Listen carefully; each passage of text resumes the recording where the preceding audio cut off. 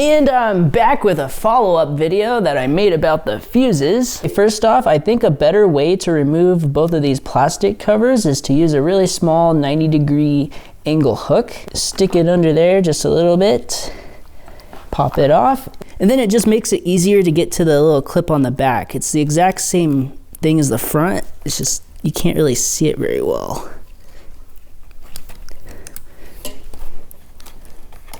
So there we go.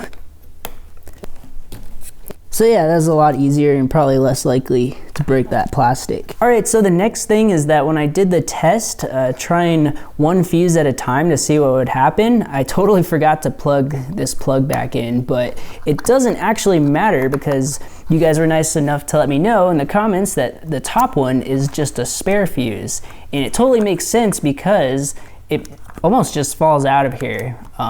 Like it does, nothing's holding it in. And then the bottom one is kind of in there. It's harder to get out. And to confirm that, if you look at the bottom one, you can see two little metal prongs, and then the top one doesn't have anything. It's just empty plastic. So it's just a spare fuse holder. And the manual actually states that as well. I definitely need to do my research next time, but it was getting late and I was just trying to get that video done to try and help someone. So also I learned that this is the starter relay slash, I guess you could say distribution box. Pretty much just distributes power to one fuse and then to pretty much the entire bike.